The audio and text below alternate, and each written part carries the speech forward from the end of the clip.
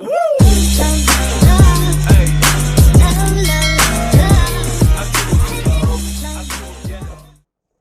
क्या आप बैंक में काम करना चाहते हैं और क्लर्क या पीओ की एग्ज़ाम नहीं निकल पा रहे हैं?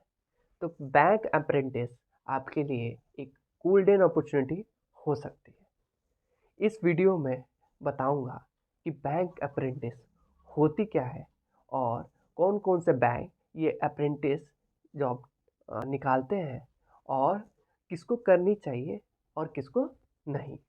ठीक है? तो नमस्कार दोस्तों, मेरा नाम सौरभ है। ठीक है?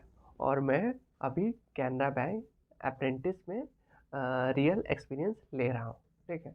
तो मैं इस चैनल के माध्यम से रियल फॉर्म के बारे में ही नहीं बल्कि ग्राउंड रियलिटी बताऊंगा।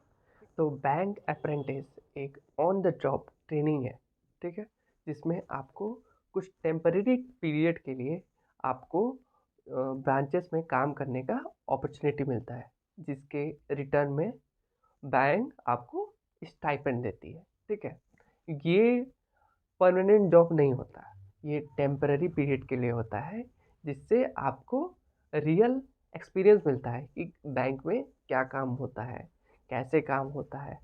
और जो एक्सपीरियंस आपको गेन होता है, जो नॉलेज गेन होती है, वो बहुत वैल्यूबल होती है। ठीक है? जिससे कभी भी इन फ्यूचर आप अगर बैंकिंग सेक्टर में आते हैं तो वो आपकी नॉलेज और एक्सपीरियंस बहुत ही काम आती है। और साथ में अगर आप रिज्यूम में अगर ये मेंशन रहता है कि आपने अप्रेंटिस 1 साल का की है, जनरली 1 साल की ये अप्रेंटिस होती है। तो अगर वो मेंशन रहता है कि आपने ये 1 साल की अप्रेंटिस की है, तो वो काफ़ी अच्छा पॉजिटिव व्यू देता है।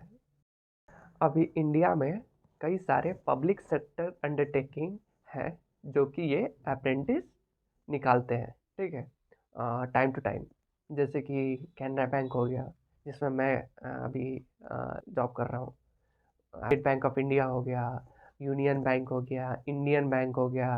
मतलब ऐसे ही जितने सारे क्या कहते हैं पब्लिक सेक्टर अंडरटेकिंग है, अब ये अप्रेंटिस निकालती है।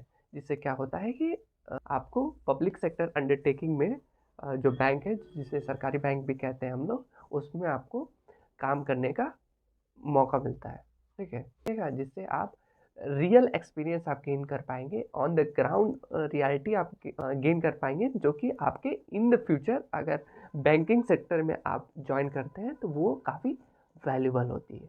ठीक है? या फिर कहीं भी कभी भी अगर in the future private sector में आप अगर वो करते हैं या फिर एग्ज़ाम भी देते हैं, बैंक एग्ज़ाम देते हैं, तो उसमें भी काफ़ी वैल्यू ऐड करती है आपके रिज्यूमे में।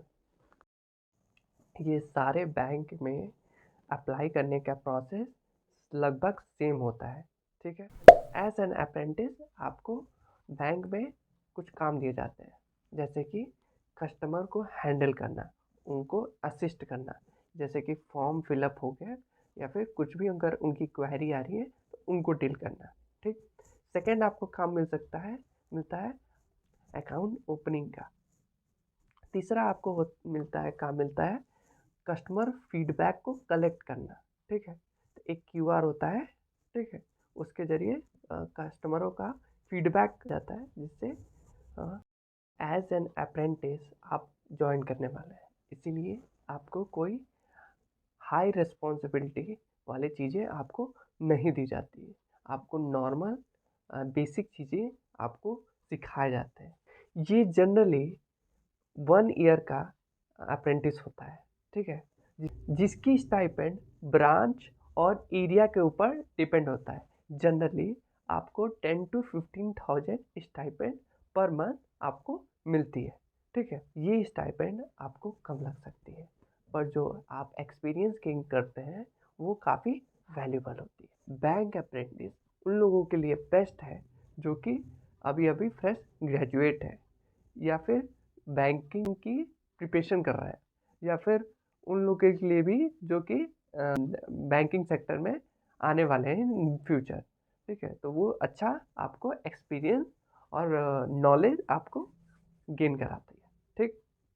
अगर आप बैंकिंग सेक्टर में आना चाहते हैं तो बैंक अप्रेंटिस एक स्ट्रॉन्ग स्टेपिंग स्टोन हो सकता है।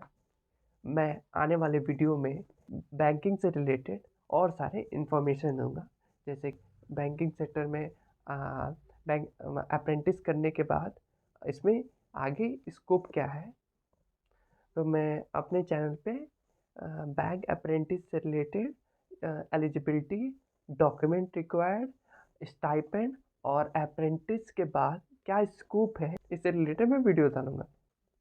अगर आपको ये वीडियो यूजफुल लगा हो तो आप लाइक, कमेंट एंड सब्सक्राइब कर सकते हैं, और आप कमेंट में ये लिख सकते हैं कि आपको कौन से बैंक के अप्रेंटिस के बारे में डिटेल वीडियो चाहिए। आप कमेंट में मेंशन कर दीजिए। जय श्री राम।